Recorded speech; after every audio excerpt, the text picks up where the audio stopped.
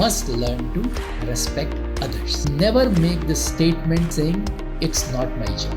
Paralysis of analysis at all costs must be avoided.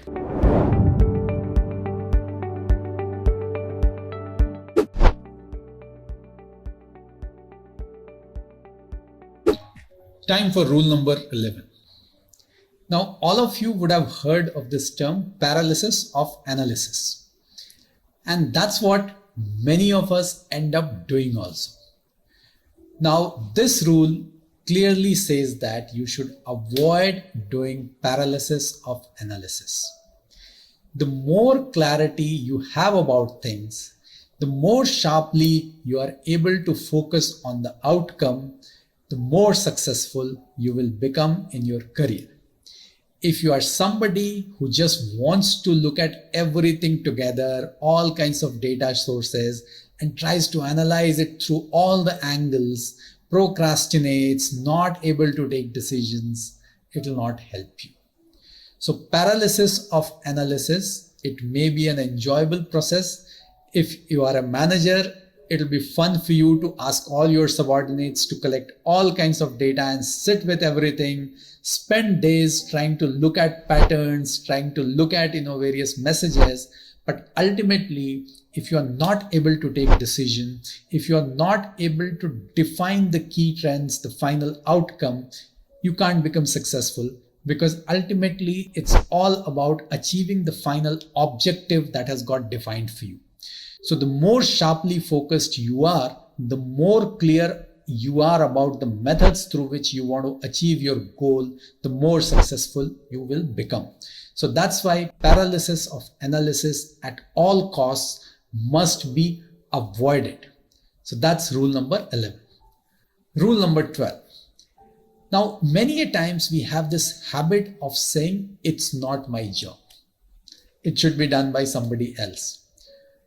That's a very, very, very wrong statement to make. That means you are transferring ownership to somewhere else. See, we all understand that the corporate structure is dependent on responsibilities across various people. So it's the interplay of various people which finally helps the corporate achieve its objective. So it's never the responsibility of one person. But somewhere in the value chain, each person is important. Each person has a responsibility. And the fact that you are taking a stand and saying it's not my job clearly says that you are not understanding this larger interplay. You are not a team player. You are only looking at your part and you are stopping there. It is not appreciated. So whenever people make a statement saying it's not my job, they're not being looked at very nicely.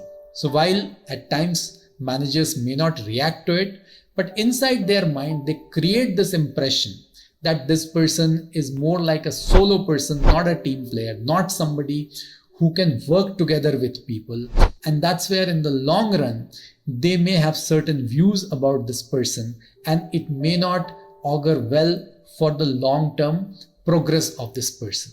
So never make this statement saying it's not my job.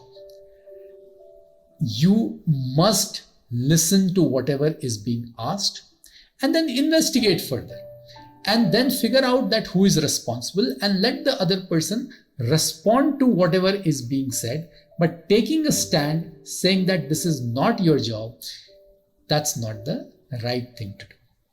So that's rule number 12. Coming to rule number 13. Now rule number 13 says, it's okay to say I don't know. Many a times we feel that if we say I don't know, how will it get perceived? But you are not supposed to know everything, right? There are certain things which you know, you are good at, and there could be certain things which you don't know, you need to learn. Even the CEO would not know everything. He or she also would need to learn, and that's where there are so many people to feed information into him or her. Similarly, at your level, when you don't know something, don't give the impression that you know it, and inside you're trying to figure out that, oh, I don't know, how do I find out that what is the key information about this thing? No, it's absolutely okay to say, I don't know. Because by not saying, I don't know, you are doing a disservice to yourself and not allowing yourself to get that opportunity where that information can be fed into you and can come to you very easily. Because otherwise you will have to figure out from other sources and finally try to get that information. So it's absolutely okay to say, I don't know, but it's also your responsibility to then make efforts so that you know about that particular thing. So it's absolutely fine to say, I don't know. And that's what we must follow in our corporate life. And the 14th rule, and this is an interesting one, which says that entitlement mentality should be avoided at all costs. Now, what is entitlement mentality? Entitlement mentality is company owes me this. Company doesn't owe you anything. Company only owes you your monthly salary against the work that you do. And that also till the time you're doing that work properly.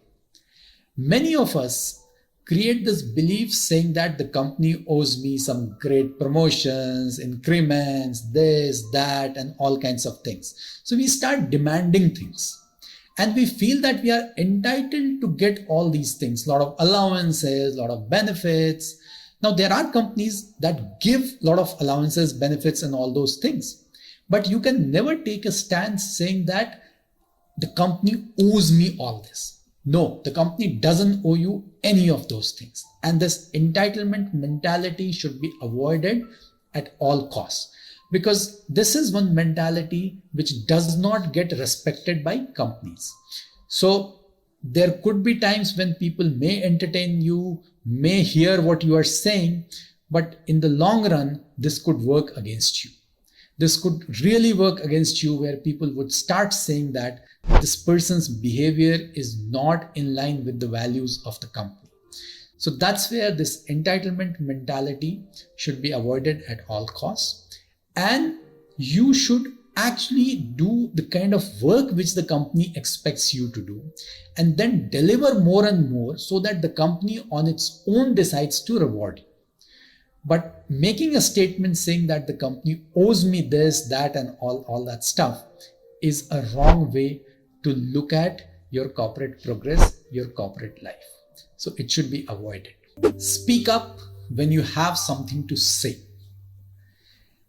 Now, many of us, when we participate in meetings, when we are together with people in the corporate environment, while we may have some great ideas, some thoughts, but there's some fear inside, and that's the reason we wait for others to talk. And then thereafter, we realize that others are talking about the same thing, and we actually don't get a chance to speak.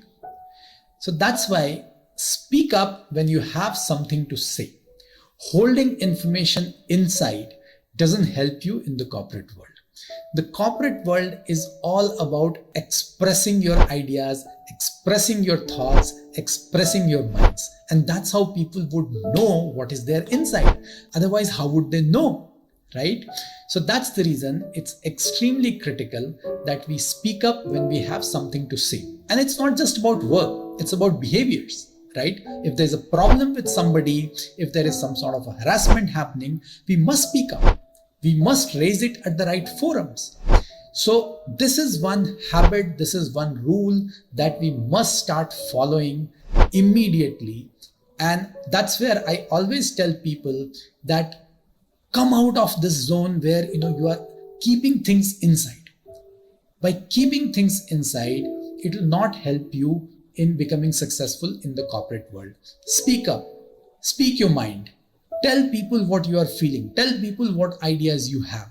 So whenever you feel that there is a need, there is something that you need to speak about, you must speak. That's extremely critical. So that's rule number 15. Rule number 16. Respect others. Now, people who are extremely successful, they start believing that they are the best. And they could be the best. But that doesn't mean that they are the only people who are good. There could be many other people who are also equally good. And that's why we must learn to respect others as well.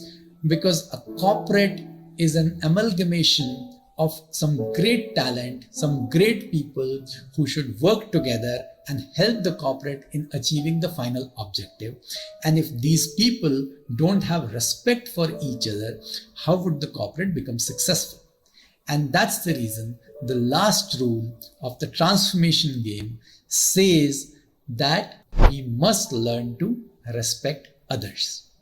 So these are the 16 rules that I thought I must share with you so that they can help you in becoming more successful, in becoming more aware of what are the things that make you successful in the corporate world.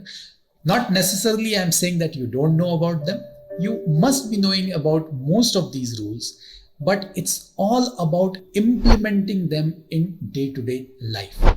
And that will bring you transformation in the way you approach your corporate success. That will bring in the transformation in your behavior, in your ability to become more successful, in the method in which you will start presenting yourself to the corporate world, to your bosses, to your bosses' bosses.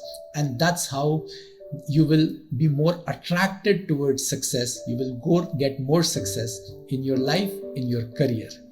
So that's why it's very important that you pay attention to these 16 rules. They can be extremely helpful in making you successful. Do pay attention to them. Thank you very much.